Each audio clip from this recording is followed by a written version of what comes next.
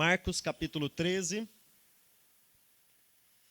Nós estamos na quarta mensagem deste capítulo, que é um capítulo importante no livro de Marcos por diversos motivos. Primeiro, é o maior discurso, como nós estamos vendo, de Jesus Cristo em Marcos. É um dos poucos capítulos inteiros, assim mesmo, que há um discurso longo de Jesus no Evangelho de Marcos.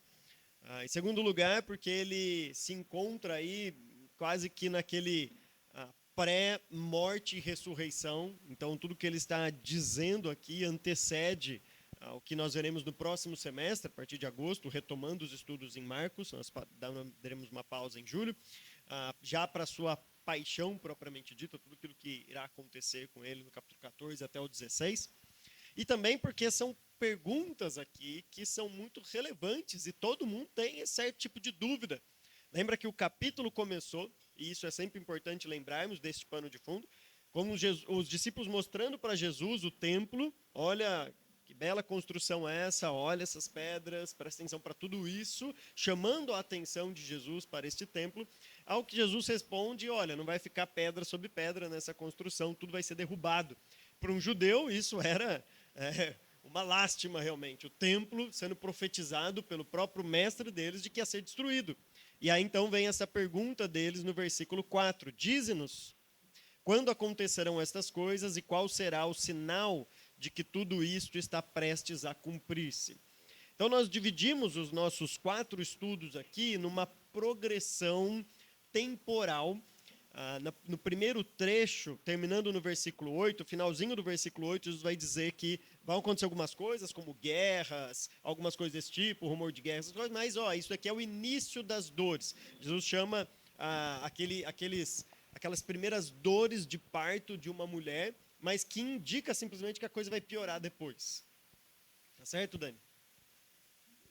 Sentir as primeiras dores, você pensa o quê? Vai piorar depois, viu, Fernando? É normal, é assim. Tá? Mas que depois, obviamente, terminando o parto, finalmente melhora, né? Aí melhora. Não, aí melhora a dor, mas você tem outras coisas. Então, Jesus chamou isso de o início das dores. Tá? Então, quando você ouve falar assim, estourou uma guerra, Israel, Hamas, estourou guerra, Rússia e Ucrânia, estourou guerra, Primeira Guerra Mundial, Segunda Guerra Mundial, enfim, todas essas guerras, e na verdade, sim, essas guerras da história que vem acontecendo, Jesus está falando assim, isso daqui é só o iniciozinho das dores, fica tranquilo, é sinal que vem coisa pior depois. Então, quando estourar uma guerra, não pense assim, é o fim do mundo, estourou uma guerra. Jesus fala, não, isso é o início das dores, é só para lembrar vocês que o pior ainda está por vir. O pior mesmo, que é o que está por vir, ele vai falar do versículo 9 até o versículo 23, nós demos em 2 pregações, eu falei a primeira, o William, semana passada, a segunda, que é um período na história chamado de tribulação, ou grande tribulação, como lá Mateus 24, o texto paralelo, vai dizer. Veja que ele fala como nessa tribulação, no versículo 19, fala que porque aqueles serão dias de tribulação como nunca houve desde que Deus criou o mundo até agora, nem jamais haverá. Então, você pega a Primeira Guerra Mundial, a Segunda Guerra Mundial, pega o Holocausto, pega todos esses grandes desastres da humanidade, Deus está falando, nunca houve, nunca haverá momento como esse na história. Tanto é que o próprio texto diz, como o William falou no versículo 20, se o Senhor não tivesse abreviado tais dias, ninguém sobreviveria. Assim, tem que ser curto, um período curto, porque senão ninguém sobrevive a uma calamidade tão grande. Então nós falamos sobre isso. A mensagem de hoje vai ser, finalmente, assim, passado esses dias. Depois deste período de tribulação, o que de fato vai acontecer? E aí os nossos versículos 24 até o 37. Então nós veremos até o final aí do capítulo. E aí, obviamente, vai descrever finalmente a vinda de Jesus Cristo, o retorno de Cristo. Veja que a pergunta deles lá no começo era sobre o templo. Dizem-no, quando acontecerão essas coisas e qual será o sinal de que tudo isso está prestes a cumprir-se? Mas o final da pergunta, da resposta de Jesus, não tem muito relação com o templo em si, mas mais com Jesus Cristo, de fato. A sua vinda, a manifestação dele como ele vai dizer no versículo 26. Então se verá o Filho do Homem vindo nas nuvens com grande poder e glória. O trecho nós dividiremos, o primeiro versículo 24 e 25, Jesus vai falar sobre alguns sinais desta vinda dele. No versículo 26 até o versículo 27, a vinda propriamente dita, o que vai acontecer nesta vinda de Cristo quando ele vier. No versículo 28 até o versículo 31, nós falaremos um pouco sobre a questão da brevidade da vinda, como a vinda está próxima. E do versículo 32 a 37, quase que contrastando a brevidade, mas não contrastando, como nós vamos ver, a imprevisibilidade da vinda de Cristo. Se a vinda de Cristo está breve, na verdade sempre esteve breve, sempre esteve próxima, mas ela, ao mesmo tempo que é breve, ela é imprevisível, como nós veremos aqui. Ok, então vamos para o texto. Acompanhe aí a partir do versículo 24, eu vou ler o versículo 24 e 26, nós seguiremos essa divisão que eu propus aqui. O texto diz assim, então, versículo 24 de Marcos capítulo 13. Mas naqueles dias, após aquela tribulação, o sol escurecerá e a lua não dará sua luz. As estrelas cairão do céu e os poderes celestes serão abalados. Lembra, a pergunta lá dos discípulos, eles queriam saber os sinais. Todo mundo gosta de saber assim, quais são os sinais de que alguma coisa está para acontecer. E Jesus vem falando de alguns sinais, mas que na verdade são sinais que ocorrem na história desde que o mundo é mundo. Ou pode ser que tenha se agravado em alguns momentos da história, mas, por exemplo, guerras, perseguições, doenças, pestes e todas essas coisas, bom, se você olhar para a história, depois pode ter uma aula com o Natan aí, o Natan vai mostrar para você. Se você olhar para a história assim, você vai ver que assim, isso acontece na história. E talvez aconteça mais umas 3 guerras antes da volta dele, mais umas 2 doenças graves, mais uma... Enfim, essas coisas acontecem. São sinais, veja, são sinais, toda hora que a gente vê uma guerra, a gente vê alguma coisa assim fora do comum, é um sinal de que Jesus está vindo, mas são aqueles sinais que ocorrem sempre. Agora aqui, depois daqueles dias de tribulação, o texto está dizendo, naqueles dias após aquela tribulação, aí entra um sinal que é inconfundível. Antes não. Os sinais antes da tribulação são sinais que vem uma guerra. Será que essa é a última ou não? A gente não sabe. Pode ser a última guerra. Pode ser que tenha mais uma guerra. Antes da tribulação são sinais que só nos lembram que Cristo vai voltar, mas não dizem muita coisa a respeito do quando, porque são sinais que ocorrem sempre. Agora, não é todo dia que você sai na rua e tem estrelas caindo do céu. E tem o sol escurecido, a luz escurecida também, e para de brilhar e fica aquele breu, e perto, muito próximo do que Apocalipse vai descrever. Então não é todo dia que você sai e vê um sinal desse. Assim. A guerra, a gente liga a TV e está tendo guerra. Mas sinais como esses são únicos na história. São aqueles sinais inconfundíveis. Aquele sinal que você fala, bom, agora não é assim, o sol escureceu, será que daqui 3 anos escurece outra vez? A estrela caindo aí, será que vai ter mais uma vez? Enfim, não é assim, e o que vai acontecer e tudo mais. Não, agora é um sinal indefinitivo. É um sinal cósmico que envolve aí o sol, a lua, a estrela e esses poderes celestes que serão abalados. O texto citado aqui é de Isaías, capítulo 13. Eu queria olhar alguns versículos deles, vai ver como Isaías está falando exatamente deste momento e usando estes símbolos também, desses sinais aqui para tratar disso. Olha Isaías capítulo 13, versículo 6. Vou ler do 6 até o 13. Chorem, pois o dia do Senhor está perto. Virá como destruição da parte do Todo-Poderoso. Por isso, todas as mãos ficarão trêmulas. O coração de todos os homens se derreterá. Ficarão apavorados, dores e aflições os dominarão. Eles se contorcerão como a mulher em trabalho de parto. É daí que Isaías tirou essa figura. Olharão chocados uns para os outros, com os rostos em fogo. Vejam, o dia do Senhor está perto, dia cruel, de ira e grande furor, para devastar a terra e destruir os seus pecadores. As estrelas do céu e as suas constelações não mostrarão a sua luz. o sol nascente escurecerá, e a lua não fará brilhar a sua luz. Castigarei o mundo por causa da sua maldade, os ímpios pela sua iniquidade. Darei fim à arrogância dos altivos e humilharei o orgulho dos cruéis. Tornarei o homem mais escasso do que o ouro puro, mais raro do que o ouro de Ofir. Por isso farei o céu tremer e a terra se moverá do seu lugar diante da ira do Senhor dos Exércitos, no dia do furor da sua ira. Então veja que é exatamente isso que acontecerá nesses momentos de tribulação. E logo após esses momentos do derramar da ira de Deus, da justiça divina, então vai acontecer estes sinais que são inconfundíveis. Não são sinais como qualquer outro, são sinais em definitivo daquilo que vai acontecer. Mas aí vem o versículo 26 e o 27, e os dois começam com a mesma expressão. Com este assim, então ou portanto.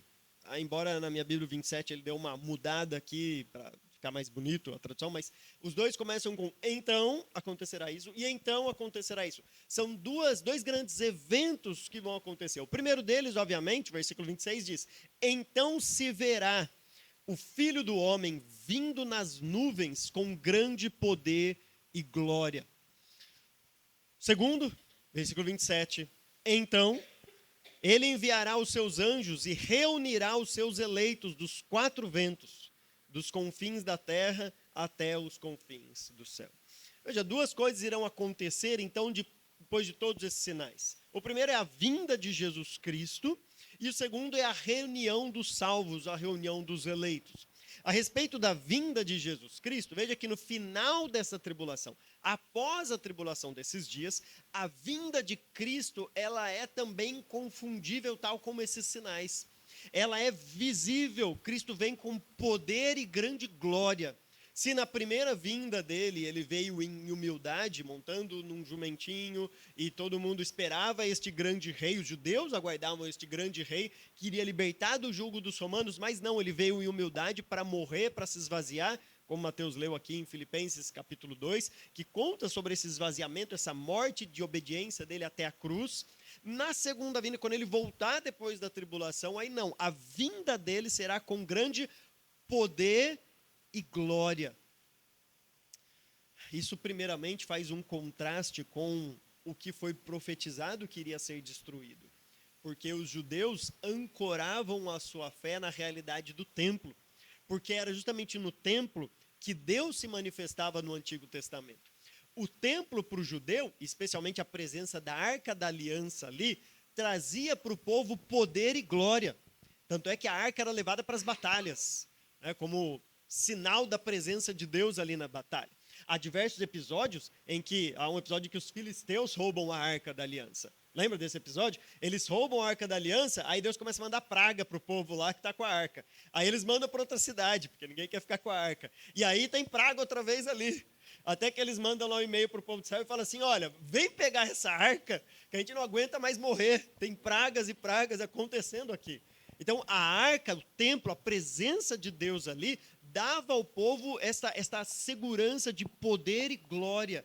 Havia temor dos povos por causa do templo ali. Só que se o templo vai ser destruído, Jesus então está dizendo que agora o poder e a glória, a presença de Deus é o próprio Deus, o Filho do Homem, segunda pessoa da Trindade, descendo a esta terra.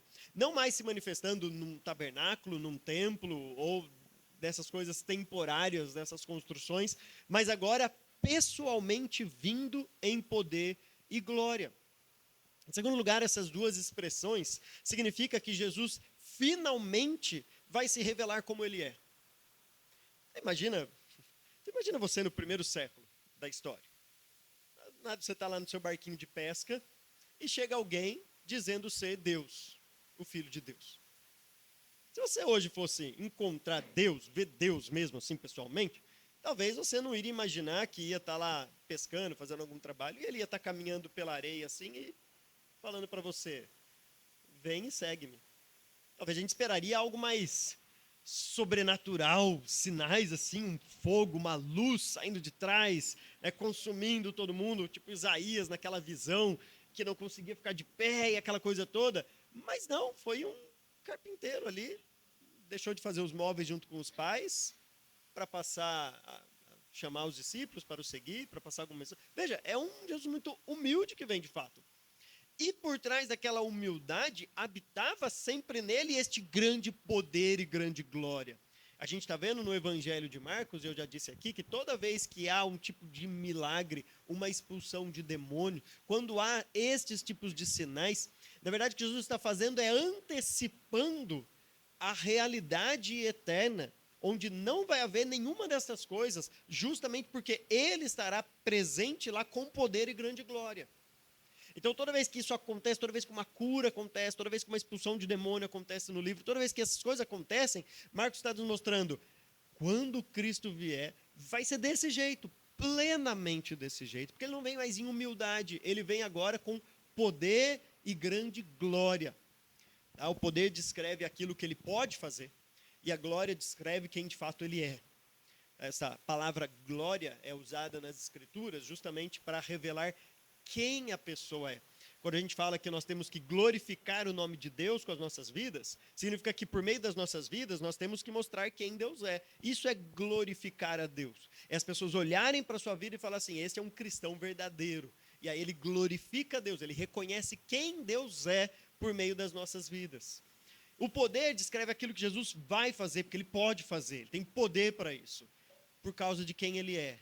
E aí quando ele se manifestar de fato, como quem ele é, todo o seu poder, consequentemente, será revelado. Segundo fato que irá acontecer, versículo 27, e então ele enviará os seus anjos e reunirá os seus eleitos nos quatro ventos, a expressão para se referir aos 4 pontos cardeais da terra, dos confins da terra até os confins do céu. Muito provavelmente, o que Jesus está dizendo aqui com essa ideia de confins da terra e confins do céu, é finalmente reunir todos aqueles que já morreram com aqueles que estão vivos. Lembra que na tribulação, nesses dias de tribulação, pessoas estarão vivendo aqui e serão perseguidas pelo fato de serem salvos. Mas com uma perseguição que nunca houve na história, não as perseguições que nós já tivemos, que de fato, o William citou um livro fantástico aqui, né? O livro dos mártires, e vai contar as perseguições, mas é infinitamente pior esse tipo de perseguição. Mas vão aqueles que vão sobreviver, que vão, de fato, passar por este período e vão estar vivos. Agora, grande maioria, desde lá de Adão até o último salvo antes desses dias de tribulação, estarão mortos. E aí o que vai acontecer no final dessa tribulação é esta reunião de todos os salvos. Os vivos e os mortos juntos, para glorificar e exaltar o nome do nosso Deus. Paulo vai dizer lá em 2 Tessalonicenses, capítulo 4, ele vai falar assim, eu não quero que vocês sejam ignorantes a respeito daqueles que dormem, aqueles que já morreram, em Cristo, obviamente. Porque no soar da trombeta, primeiramente os mortos ressuscitarão e depois nós encontraremos com o Senhor nos ares. Então, esta reunião de vivos e mortos para cultuar, exaltar, glorificar o nome do nosso Deus. Então, os anjos vêm para reunir estes salvos, tanto aqueles que estarão na terra, quanto aqueles que estarão no céu. A Bíblia chama este período que entrará depois disso de milênio, onde haverá essa habitação. Agora vem um aspecto interessante aqui. Jesus vai dizer a respeito de uma espécie de uma parábola curta, mas muito significativa para essa questão da vinda de Cristo. Olha o que ele diz assim, no versículo 28 até o versículo 31. Aprendam a lição da figueira. Quando os seus ramos se renovam e suas folhas começam a brotar, vocês sabem que o verão está próximo. Assim também, quando virem estas coisas acontecendo, saibam que ele está próximo, às portas. Eu lhes asseguro que não passará esta geração até que todas estas coisas aconteçam. Os céus e a terra passarão, mas as minhas palavras jamais passarão. Eu quero mostrar para vocês aqui o que de fato parece, pelo menos por mim, que Jesus está dizendo aqui com esta geração. Porque pode dar a entender que o que ele está falando aqui é para aqueles discípulos. e falando assim, ó, não vai passar esta geração de vocês até tudo isso acontecer. Bom, mas me parece que a gente já tem quase um pouco mais de 2.000 anos até a fala de Jesus aqui para nós. Então, assim, aquela geração que já passou, mas já morreu põe tempo nisso, né? 2.000 anos que eles já morreram. Então, não é sobre isso que Jesus está mostrando e logo, logo vou mostrar para vocês. Mas olha só que interessante. Obviamente, as pessoas daquela época conheciam muito mais de botânica e essas coisas do que a gente, né? Eu estou tentando plantar lá e o Danilo está tendo paciência comigo para me ensinar, porque, rapaz, coisa difícil, né? Mas para aqueles que entendem mesmo, né? Tem gente que, pelo menos assim, a gente sabe assim, né? Começou a cair a folha, você sabe que estação que é. Começou a dar um pouco mais de flor, você sabe que estação que é. Então, assim, tem as coisas que a gente sabe, né? Ninguém é tão ignorante assim. Né? Pô, chegou o outono, parece que é a primavera. Né? Se tem sol em Ribeirão, que é o ano inteiro, você fala, é verão, né? Verão o ano inteiro em Ribeirão. Né? Tem coisas que a gente sabe pelo que está acontecendo ali. E aí tinha essa figueira naquela época que quando os seus ramos começam a se renovar e as suas folhas começam a brotar, o pessoal olhava para aquilo lá e falava assim, opa, está chegando o verão. O celular deles não mostrava ali, né? Dia 21 vai mudar a estação e tudo mais. Eles olhavam para aquelas árvores e falavam assim, está chegando uma nova estação. As árvores estão mostrando que a estação está próxima. Do mesmo jeito, Jesus está dizendo, quando vocês olharem todas essas coisas acontecendo, quando vocês virem todas essas coisas acontecendo, saiba, isso vai acontecer. Agora, em que sentido, então, esta geração não passará? Veja, Jesus não está falando daquela geração. Jesus está dizendo que a mesma geração que passou por todos os versículos que ele falou aqui, do 14, da tribulação, vai ser a mesma geração que vai vir a vinda de Cristo. É esta geração, de quando tudo isso acontecer, vai ser na mesma geração. Quando a gente olha para os sinais que estão acontecendo hoje, tá? Quando Lutero fez a sua reforma, ele achava que a vinda de Cristo ia ser na época dele. Ele até elegeu lá o seu anticristo. Ele tinha lá quem ia ser o anticristo para Lutero. Estava lá. Para ele, o Papa vai ser o anticristo, aquela coisa toda e tudo mais. Mas passou a geração dele. E não foi. Hoje tem gente que já tem. Tem gente que acha que é o Macron. Tem gente que jura de pé junto que o Macron é o anticristo, né? Tem gente que jura de pé junto que outro... Enfim, sabe? Tem ali... Talvez a nossa geração passe. Mas o que Jesus está dizendo é aquela geração que passar pela tribulação, aquela geração que estiver ali... Lembra que, como o William disse, se o Senhor não tivesse abreviado tais dias, ninguém sobreviveria. Vai ser um tempo curto. De modo que, quando as pessoas passarem de fato por isso, quem estiver aqui, eles vão pensar assim, talvez a vinda de Cristo vai ser na próxima geração. Não. Aí você pode ter certeza que não vai passar aquela geração sem que Jesus Cristo tenha vindo para este mundo. Porque os eventos vão acontecer muito rápidos. Né? O texto diz lá em Daniel, como o William citou aqui na mensagem passada, que a tribulação dura 7 anos pela linguagem de Daniel.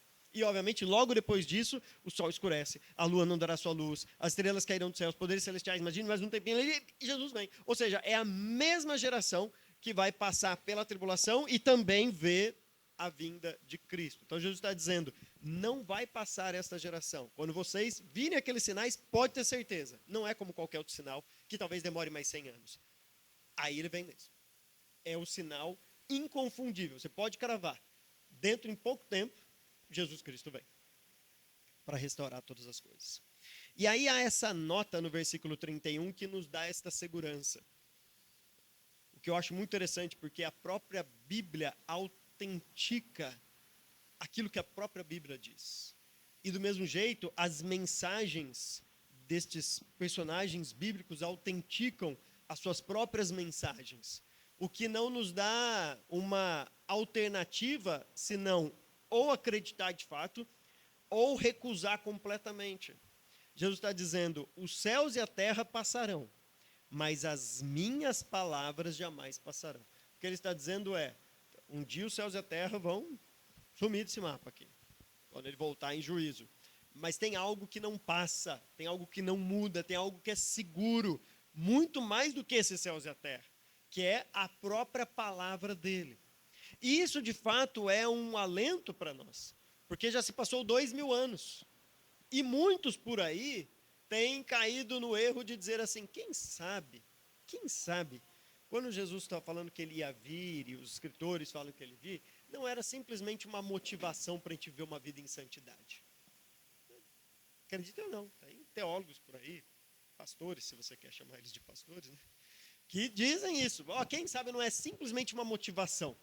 Sabe aquela cenourinha que você coloca na frente do cavalo, que ele nunca vai chegar, mas que faz ele correr a corrida? Ele nunca chega, mas ele está sempre com a cenourinha na frente.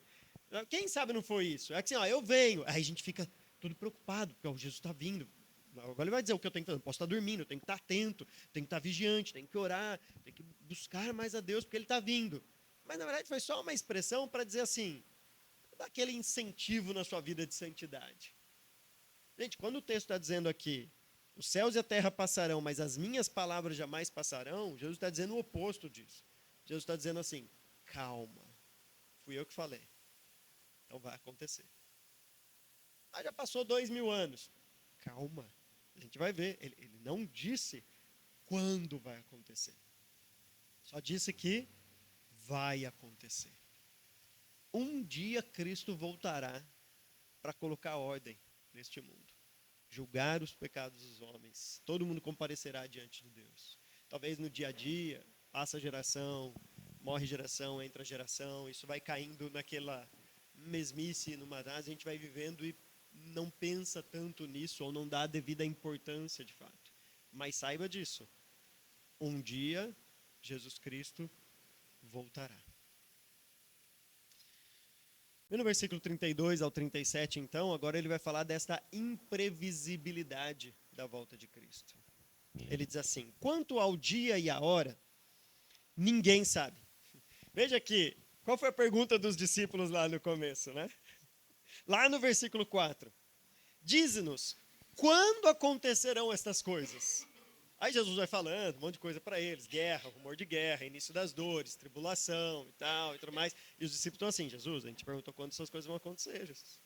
A gente não perguntou de início das dores, a gente perguntou, Jesus, tá, calma, eu preciso construir uma resposta para vocês.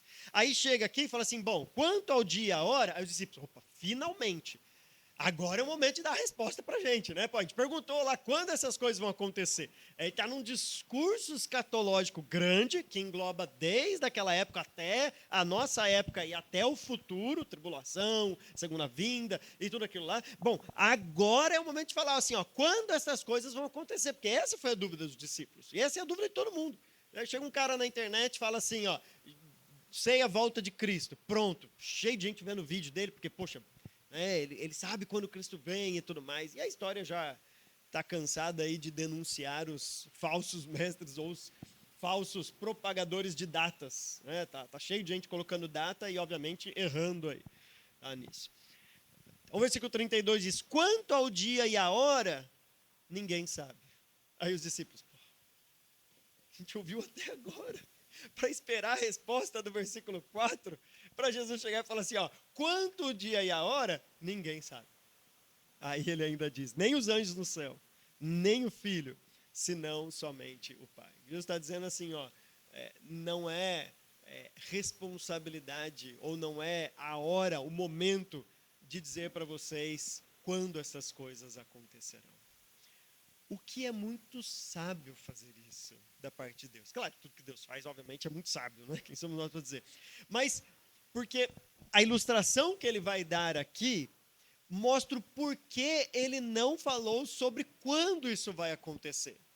Ao invés de a gente ficar preocupado sobre quando isso vai acontecer, que dia exatamente, há uma atitude que nós devemos cultivar por sabermos que ele pode vir a qualquer momento.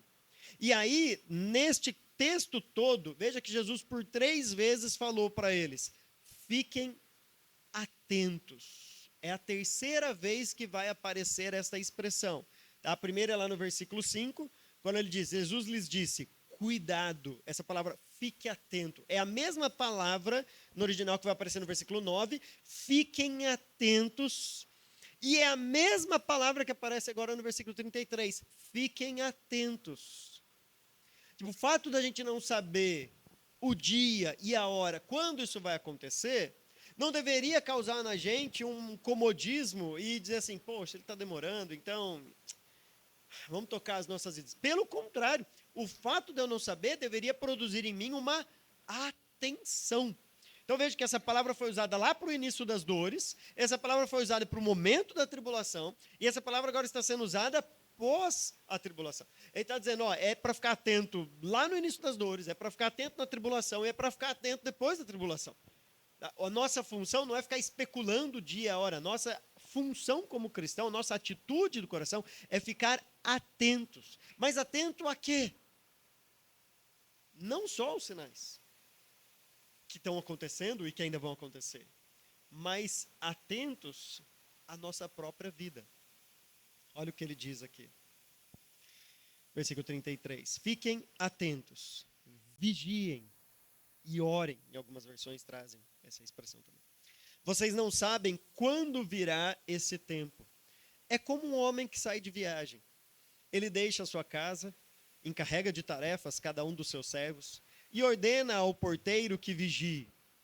Portanto, vigiem, porque vocês não sabem quando o dono da casa voltará. Se à tarde, à meia-noite, ao cantar do galo ou ao amanhecer. Se ele vier de repente, que não os encontrem dormindo. O que lhes digo, digo a todos: vigiem. Se essa palavra ficar atento, é uma palavra só no original, expressão em português, ficar atento, vai acontecer 3 vezes. Agora essa palavra vigia aqui acontece 4 vezes só nesse finalzinho. Agora Jesus está dando mais atenção a essa ideia de assim, ó, a sua função é vigiar, ficar atento. E aí ele usa uma ilustração interessante, que nos diz muito a respeito do que nós devemos fazer. Então pensa que você sai lá a trabalho, sai de viagem, e deixa aí o seu negócio na mão de alguém. Ou você fala que só vai no banco fazer uma coisinha rapidinho, e deixa os estagiários lá trabalhando no seu negócio.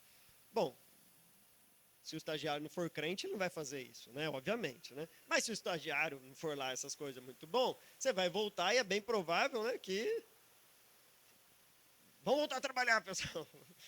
Sempre no escritório lá que eu trabalhava em Piracicaba de arquitetura, a gente sabia a buzininha do controle do arquiteto ali, né? Sabe? Bip, bip.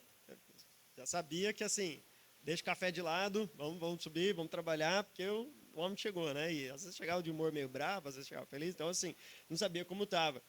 Então veja, como você não sabe exatamente quando vai voltar, isso deve trazer em você esse sentimento de que assim, eu vou continuar trabalhando como se ele estivesse aqui do meu lado, porque justamente eu não sei quando ele estará aqui do meu lado. Então, o trabalhador, quando o chefe está atrás assim, se bem que a gente fica meio constrangido quando o chefe está atrás olhando o que você está fazendo, né? Faz isso, aí você parece que dá um branco, você esquece tudo assim. Mas quando está do lado, você não vai abrir lá um joguinho no computador, ficar jogando, né? Ficar no WhatsApp, ficar no Telegram, porque ele está aqui atrás de você vendo. Você vai trabalhar. Mas daí ele dá uma voltinha, tem aquela página que muda rapidinho, né? Rapidinho vai para o WhatsApp, Telegram, para joguinho, não sabe, né? Você sabe como funciona. Não, né? Muda de tela rapidinho. O que Jesus está mostrando é, se Cristo vai voltar e você não sabe quando ele vem, a tela tem que estar na mesma todo o tempo. Você tem que viver como se ele já estivesse aqui. Porque se ele voltar e te pegar dormindo, ou para continuar a ilustração, se ele voltar e a tela não estiver lá e já estiver no WhatsApp, alguma coisa assim, cuidado. Nós não estamos vigiando. Nós não estamos atentos a isso. Então veja que esse vigiar não é simplesmente ficar lá sentado, de braço cruzado, olhando para os sinais, para o que está acontecendo.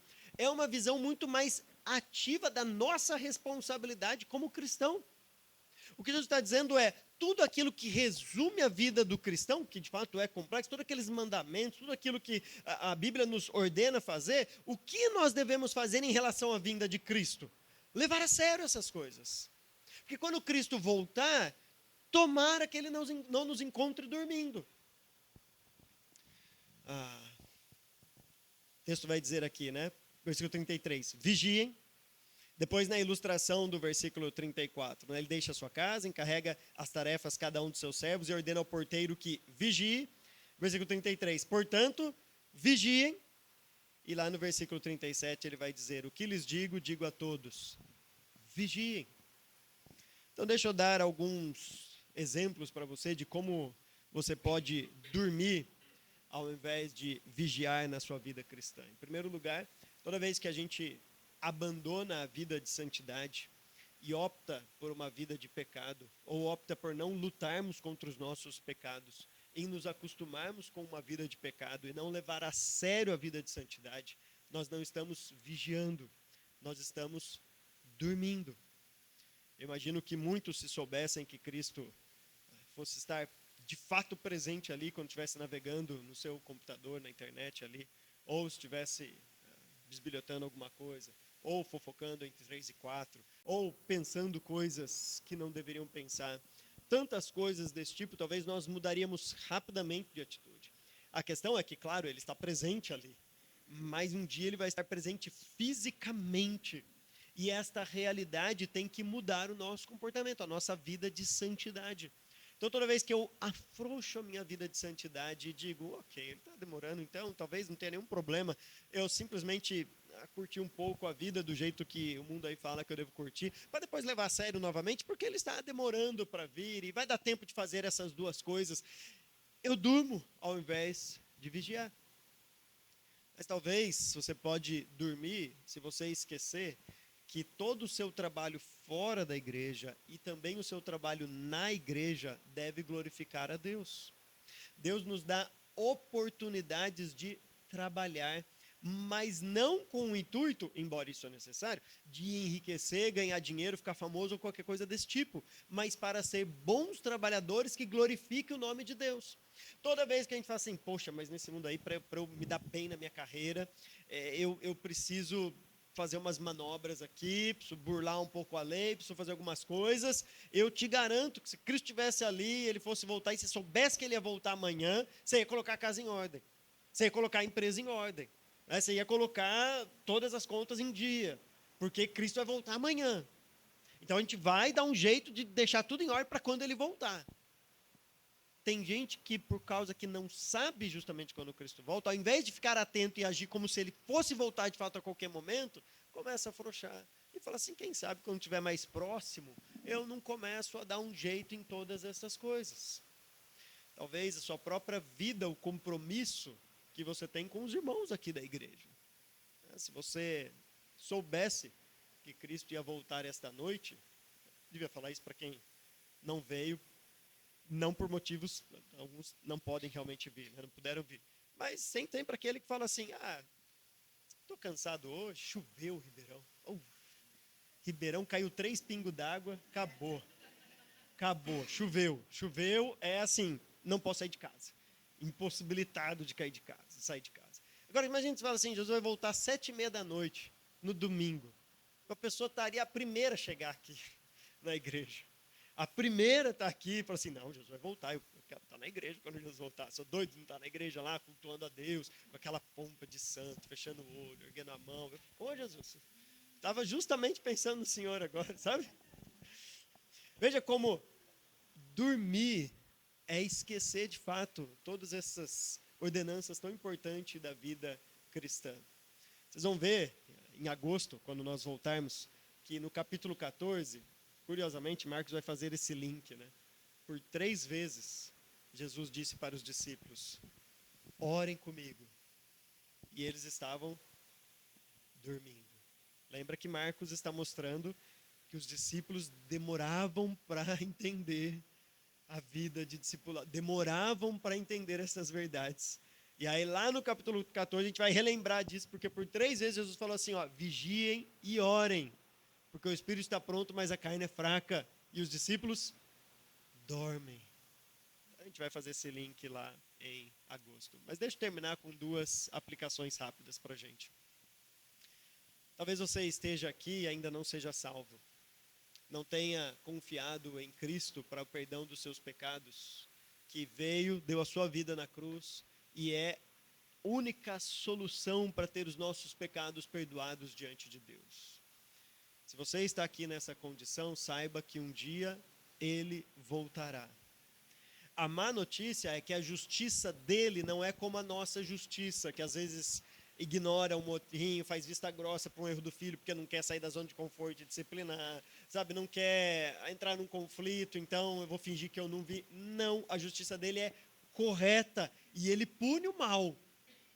Mas a boa notícia é que todo aquele que confia na morte de Cristo na cruz para perdão dos pecados, o mal já foi punido lá. Então a vinda de Cristo vai ser diferente para os salvos e para os não salvos. Não por mérito próprio, mas por causa da morte de Cristo na cruz. Se você está aqui e ainda não tem convicção da sua salvação, não sabe talvez nem o que é isso, não sabe que você é pecador, ou pelo menos continua se enganando achando que não é pecador, e que Cristo morreu na cruz para perdoar os pecados, saiba, Cristo pode voltar a qualquer momento. E eu quero te desafiar a talvez nesta noite pensar sobre isso. Nós estaremos aqui depois. A gente vai ficar por aqui, tem algumas coisas para arrumar para a reforma. Mas se você quiser vir conversar com a gente e falar assim, me explica mais sobre esta salvação, a gente vai ter todo o prazer de fazer isso. Talvez pode pegar alguém que você confia, alguém que te convidou aqui, alguém que estava aqui na frente no louvor. A gente vai ter todo o prazer do mundo de se explicar o que Cristo fez pelas nossas vidas e do que Ele nos livra e para onde Ele nos leva quando Ele voltar para nos resgatar. A segunda aplicação hoje é para você que já é salvo. Você está dormindo na vida cristã, ou está vigiando, ou está alerta, ou está atento realmente. Irmãos, a gente precisa encarar com seriedade o fato de que Cristo vai voltar. E a gente precisa viver uma vida de santidade. A gente precisa levar a sério o cristianismo. A gente precisa glorificar a Deus com as nossas vidas, com os nossos relacionamentos, namoro, casamento, na criação de filhos, no trabalho aí fora. A gente precisa, de fato, entender que a qualquer momento Cristo vai estar diante de nós e nós estaremos diante dele. E eu espero realmente, eu oro, para que Deus tenha misericórdia da minha vida e da vida de cada um aqui, para que quando Ele voltar, Ele não nos encontre dormindo. Porque o que Ele diz, versículo 37, Ele diz a todos, vigiem. Que Deus nos abençoe e tenha misericórdia das nossas vidas. Amém, irmãos.